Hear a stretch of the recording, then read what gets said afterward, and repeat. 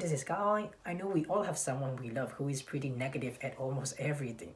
We would just see them complaining about everything around them and just feel very angry about even the tiny little pointless things, like how bad the traffic is or how slow the person in front of them is walking, right? So as much as we would really hate to admit it, it is us sometimes, right? We always feel like that from time to time.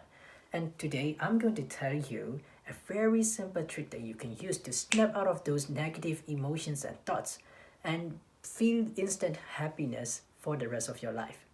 But let me tell you a story first.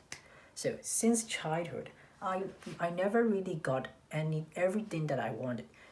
I wanted to play with a new toy, with a new toy gun and new toy robot guns and new cars, right?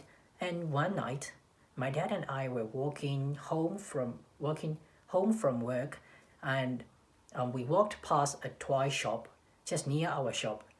And I looked at my dad and I said, "Dad, I want that toy gun."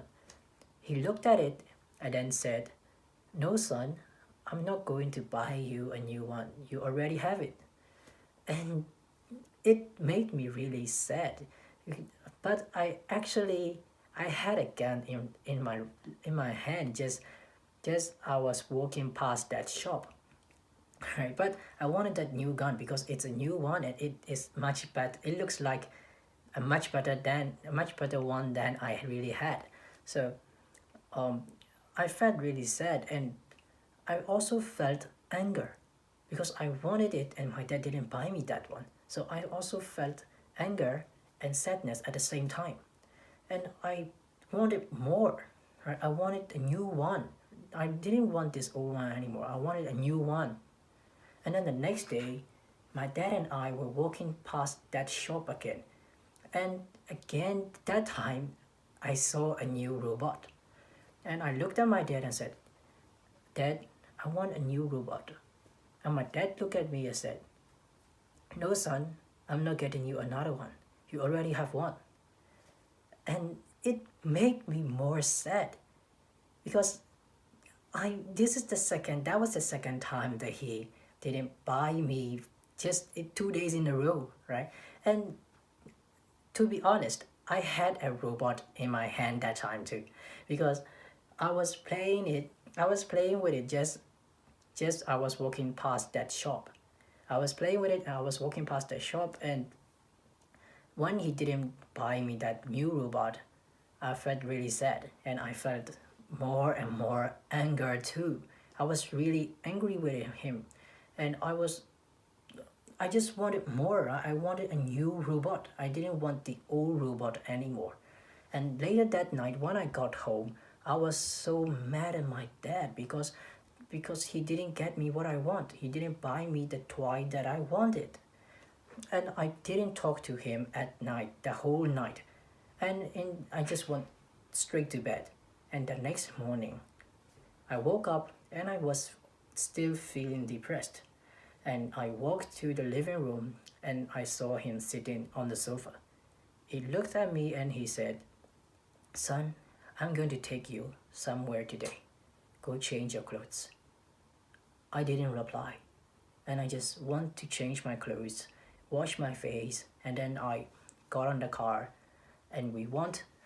And little did I know that that's somewhere that he was going to take me was going to change my thoughts and my emotions once and for all, right?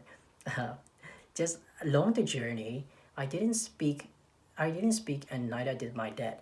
We just didn't speak a word for the whole journey, and I was just staring outside through the window, and I noticed that the road was becoming more and more damaged, and the buildings were becoming more and more run down, and it's everything just looked so poor.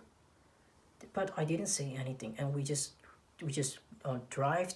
And a few minutes later, my dad was like, "We've arrived, son. Now get out of the car and go help your brothers." I went out, closed the door, and I noticed that the ground that I was on, the ground that I was on was so damaged. I I looked around and everything around me, there were no tall buildings, right? There were only small wooden houses, and it was not a pleasant view, right? Some of those were damaged, and everything around was like in total poverty, right? Poverty. And I saw my brothers putting food and waffles and biscuits and stationaries and tiny slippers on the tables. A few minutes, and I walked towards my brothers, and then I helped them with putting things, arranging things on the table. And a few minutes later, a very long line of about a hundred kids just queued up and slowly walked past those tables, just beside those tables. And those kids, the clothes on those kids were very dirty, and they weren't even wearing any shoes, and a few of the very small ones weren't wearing even any trousers. They didn't even have any trousers. They didn't have any shoes, and the the clothes were very dirty, and some were even torn in some places.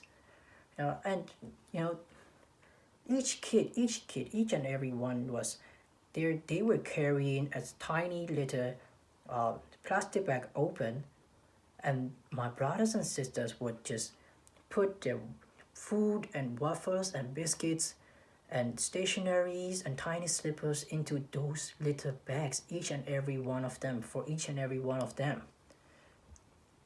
Right, the kids were lining up. The kids were lining up just to get those food and biscuits and waffles and stationaries and tiny slippers from us. And every time my brother just puts a tiny little waffle into the bag, that little kid, those kids would, their face would lit up. They would feel so happy because they got a new waffle, a tiny little waffle. And they were so happy. They didn't have anything else. They had no clean clothes, no clean trousers, no shoes, but they were happy from what they got. And then those kids walked towards the other small wooden house just across the road, and that road was filled. That road was made of like all rocks, right? All rocks. The it was not a good smooth road, right? So everyone who would step on those rocks would just hurt their feet, and all of us were wearing shoes, so we didn't get hurt. But those kids, they just walked on those rocks like it was nothing. They just walked past that road and then went into the small wooden houses, right? And then after that, my brothers, my dad, and I went into that small wooden house across the road, and then we saw a large group of kids just happily talking to each other about the food and the stationaries that they received from us.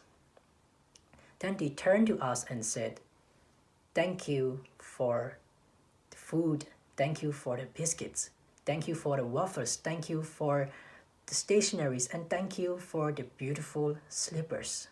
That's what they said. And they said, "Thank you for everything." And then after a while, my dad and I just got on the car and we just went back home. And I turned to my dad on the way and I said, "Dad, thank you for everything you did for me."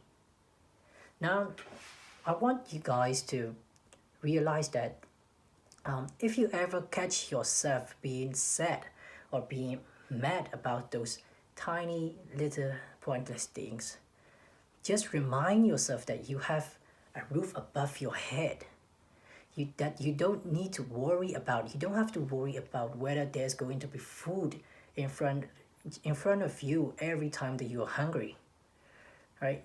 There's going to be food on your table every single day, and that you still have fully functional hands and arms and legs and a heart that beats. So appreciate what you have. You have to appreciate what you already have. And rather than chasing at the new trends, at the latest trends and the latest iPhones and latest video games, you should really appreciate what you really have and be happy about it. Because out there are lots and lots of people who need what you already have for free. They would kill to have what you already have for free. So appreciate what you have, guys. That's all for today, guys. And don't forget to like and subscribe and leave a comment if you have a video that you want me to do, or if you have any opinions on how I can improve my videos. Thank you so much. Enjoy your life.